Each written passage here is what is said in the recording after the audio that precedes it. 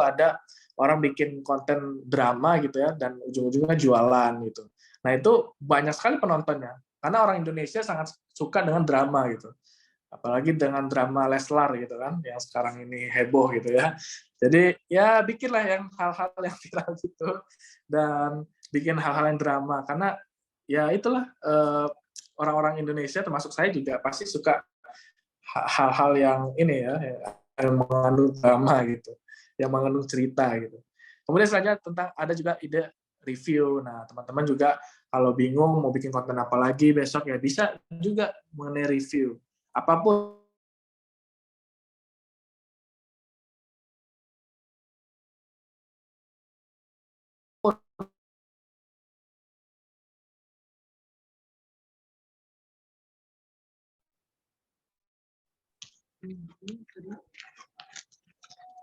Oke, halo. Ya, terputus ya karena tadi ada yang nelpon. Sorry. Oke, kita lanjut next. Ini sudah selesai ya mengenai digital marketing. Oke, mengenai digital marketing, dan saatnya sekarang apa saya kaitkan dengan my story ya. Jadi teman-teman harus apa ya, harus bisa meng-create mengenai personal branding juga gitu. Jadi salah satu konten marketing bisa juga kita bikin sebuah cerita. Dan kalau saya ini bukan drama ya, kalau drama kan ya itulah gitu. Kalau saya ini story atau kisah nyata gitu, apa yang saya alami gitu. Nah, dengan konten salah satu konten My Story atau dari Zero from Hero ya, itu teman-teman bisa konversi jadi sebuah pelanggan gitu, dan bisa juga buat menaikkan personal branding. Dan di sini ya, saya pernah jualan teman-teman. Jadi dulu saya jualan bukan menggunakan digital marketing dulu ya, ini tahun 2017. Jadi 5 tahun yang lalu saya jualan langsung dari mulut ke mulut. Nah, teman-teman saya juga juga apa ya, juga berproses gitu, nggak langsung seperti ini gitu. Sama kayak Kak Kartika juga punya proses dulu, dan saya juga punya proses. Teman-teman juga pasti punya prosesnya masing-masing. Jadi jangan apa ya, jangan iri dengan melihat orang-orang yang wah keren ya, enak ya begini. Ya mereka itu melalui proses gitu. Jadi jangan apa, teman-teman harusnya lebih termotivasi dengan proses itu. Dan di sini saya buktikan bahwa ya saya harus mampu dan mau gitu mengerjakannya. Ya ini salah satunya saya dari apa, pergi ke tempat ya jualan. Ini dulu saya jualan stabilo teman-teman, jualan stabilo, dan saya membuat itu saya jago sales, dan saya memberanikan diri ya saya ini jago jualan gitu. Saya mengafirmasi diri saya ini jago jualan, jago jualan.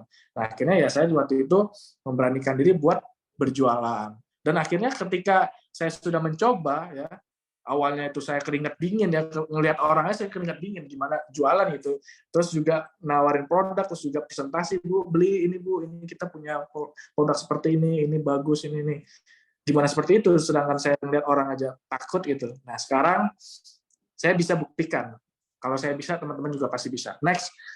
Dan selanjutnya ketika saya sudah pernah jualan ya, dan saya juga ini ke kelas-kelas, jadi juga dulu jualan ke kelas-kelas, dulu saya di kelas orang yang pemalu, tapi sekarang di kelas malah jualan. Bahkan guru saya pun terinspirasi jualan dari saya. Jadi kemarin itu guru saya di SMK malah bilang, apa, saya terinspirasi dari kamu, Fit, kamu berani jualan, saya aja nggak berani gitu. Akhirnya ya dia jualan juga akhirnya. Jadi hal-hal yang kita lakukan itu ya kita harus apa, kita niatkan dengan hal-hal yang baik, dan bahkan bisa jadi inspirasi buat orang-orang gitu. Oke, next. Ini proses saya jualan di kelas-kelas ya. Nah, ini ketika saya apa ya, berproses tadi ketika saya mau berjualan, kemudian saya dari kampung, dari kota Padang ya, dari kota kecil itu saya di kampung, di sekeliling rumah saya sawah, ada hutan gitu. Dan saya sebagai anak desa di kampung pergi ke Jakarta itu udah suatu hal yang luar biasa bagi saya. Apalagi ikut lomba namanya SMK Sales Award, saya waktu itu peserta yang kalah, yang jualannya sedikit, tapi bisa dapat hadiah untuk jalan-jalan ke Dufan. Bahkan saya 3 tahun berturut-turut, setiap tahun dapat hadiah ke Dufan. Nah, ini mungkin bisa inspirasi teman-teman bahwa ya nggak ada yang nggak mungkin gitu. Dan ini saya sangat senang sekali bisa pergi ke Dufan dulu ya, waktu zaman-zaman saya masih sekolah. Dan sekarang sih ya sudah sering gitu. Jadi udah bosan sama Dufan gitu. Oke, next. Selanjutnya, saya juga dulu berwirausaha. Jadi dulu saya bikin usaha, kemudian dengan bermodalkan marketing yang saya dapatkan ilmunya, ya udah saya buka usaha. Akhirnya saya bikin nama-nama yang unik gitu. Ini salah satu teknik copywriting gitu. Ketika saya bikin nama-nama yang unik, yang viral ya, akhirnya ya waktu itu sempat viral juga. Bahkan saya sempat diundang di stasiun TV, kemudian di radio, ya. Jadi saya jadi mahasiswa termuda yang punya usaha gitu. Bahkan sudah punya cabang dan juga banyak turis-turis yang datang ke sini. Karena saya waktu itu ikut organisasi internasional, jadi saya manfaatkan peluang itu. Akhirnya saya teman dengan bule-bule yang datang sebagai pertukaran pelajar di kampus. Akhirnya saya berdayakan mereka buat ya ayo kita datang ke sate ini, saya bikin namanya sate turis gitu. Dan ini buat turis-turis itu. Padahal ya sama aja ini sate Padang sebenarnya gitu. Tapi dengan saya bikin konsep konsep yang menarik ya, dengan konsep marketing ya akhirnya rame gitu dan masuk TV juga. Kemudian selanjutnya setelah saya buka itu dan saya berproses tapi gagal loh teman-teman. Jangan teman-teman wah udah buka usaha ini wah berarti udah berhasil. Kita nggak tahu sampai kapan titik usaha kita itu sukses ya.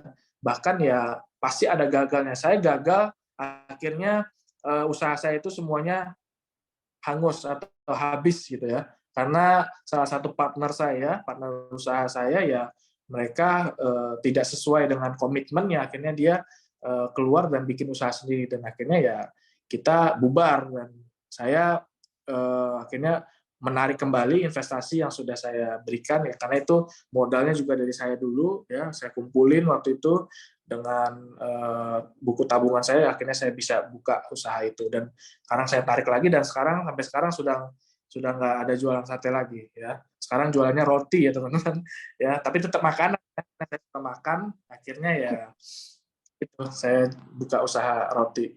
Oke, next. Nah setelah saya gagal ya kemudian saya juga nggak kehilangan fokus untuk tetap meraih prestasi di bidang akademik. Nah, ini penting buat teman-teman kalau misalnya lagi kuliah, lagi sekolah atau lagi belajar apapun, ya jangan sampai apa yang kita jalankan, misalnya lagi kuliah kemudian meninggalkan kuliah kita, meninggalkan sekolah kita hanya gara-gara sebuah usaha ya. Jangan sampai seperti itu. Teman-teman harus mampu semuanya seimbang gitu. Dan alhamdulillah saya juga pernah menjuarai penghargaan gitu dan banyak sekali ya kalau untuk di kelas ya alhamdulillah saya masih ranking 1 belum pernah ranking 2 gitu dari SD saya beasiswa SD SMP SMA bahkan sampai kuliah saya beasiswa nggak pernah ngeluarin duit sama sekali gitu ya ini buat motivasi teman-teman aja saya dari SD SMP sampai kuliah saya beasiswa jadi nggak ada pakai duit orang tua, tapi duit dengan otak kita sendiri prestasi gitu. Oke, next. Ya kita lanjut. Setelah kita tetap belajar dan akhirnya saya di tahun kemarin saya fokus untuk mengembangkan diri saya untuk membangun networking namanya adalah jaringan ya. Dan teman-teman juga harus punya plan ke depan bahwa harus bisa bangun sebuah networking ya. Jadi kalau ingin sukses kita harus berteman dengan orang-orang yang sukses. Oke? Karena ya kalau teman-teman bergaul atau di lingkungannya hanya orang-orang ya malas belajar, rebahan saja ya akhirnya kita ikut-ikutan gitu. Kalau kita berani keluar dari zona nyaman kita mencari sesuatu, kemudian kita cari hal-hal positif, dan ya kita harus bisa bangun jaringan tersebut, ya insya Allah kita akan ikut sukses di sana gitu. Nah teman-teman yang di sini yang ikut pada Zoom ini sangat beruntung ya, karena kita di lingkungan orang-orang yang luar biasa. Kita di lingkungan orang-orang yang support dan hal-hal yang positif semua. Jadi teman-teman beruntung kita jadi bagian keluarga dari Kreasipreneur, dan teman-teman apapun yang teman-teman keluhkan bisa kita saling bantu dan saling support di sini.